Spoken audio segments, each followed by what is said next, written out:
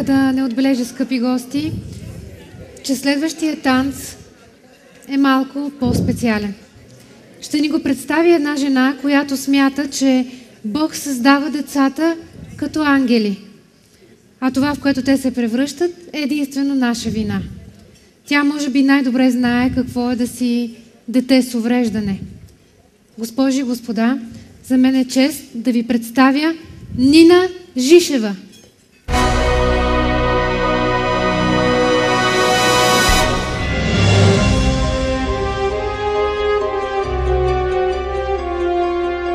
Аз съм Нина Жишева и в момента работя към Център за независим живот. Длъжността, която заемам, така звучи много гръмко. Защитник на човешки права. Аз съм с увреждането си още от детство и знам какво е да бъдеш дете с увреждане. Аз бях дете, което рядко се прибираше вкъщи. Да хапне, защото аз обичах да си похапвам и сега. И се ми личи.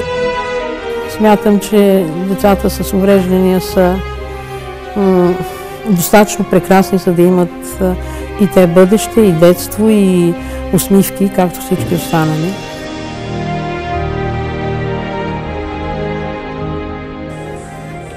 Казвайте стоп, бе! Може би това е било моята благословие в живота, да бъда приета от моите приятели като дете, като съвсем равноправен техен приятел. Моите родители винаги ми казаха, можеш. Ако човек има желание, започва и танцува без значение дали има увреждане или не. Опитах тениса, не се справих. Опитах хокей на трева, не се справих. Опитах фехтовка, просто ако нещата бяха истински, до сега съм умряла на дупче на решето. И един ден, уж на шега, казах на Камелия, че искам да танцувам. В началото беше много трудно, защото аз имах усещането, че в тая зала съм капризната леля на Димитър, която иска да танцува и той, миличкия, трябва да ми отделя време. Обаче така нещата се учат. Научих се. Но това не означава, че танцът ще е бавен. Въобще не е бавен, ами си е направо труден. Спокойно ми държите? Държам. Значи Нинка винаги слуша, често роптае, но винаги слуша. И много се надявам хората да бъдат щедри и да ни оценят танца така по достоинство, защото той ще бъде впечатляващ. Ох, аз съм изненадана от мене.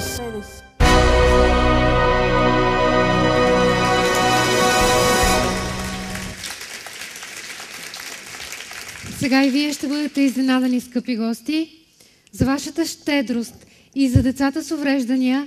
Английски валс ще танцуват Нина Жишева и Митко Желев. Моля, гласувайте!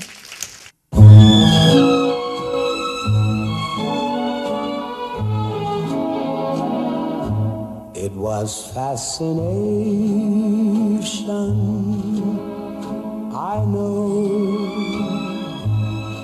And it might have ended right then at the start.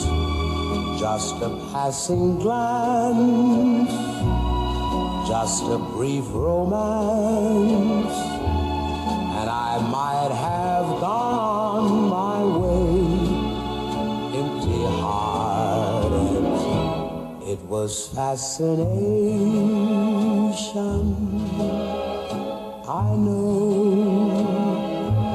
seeing you alone with the moonlight above. Then I touch your hand and next moment I kiss you. Fascination turned to love.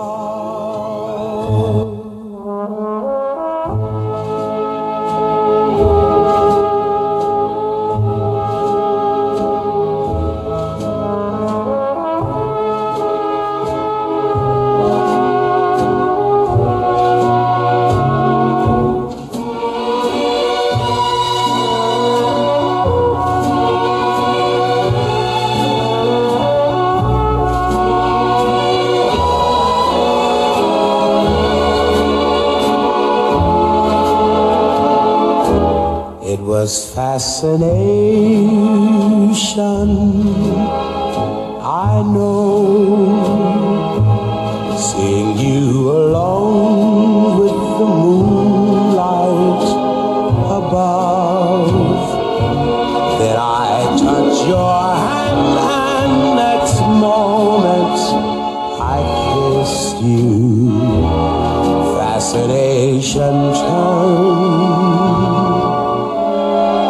to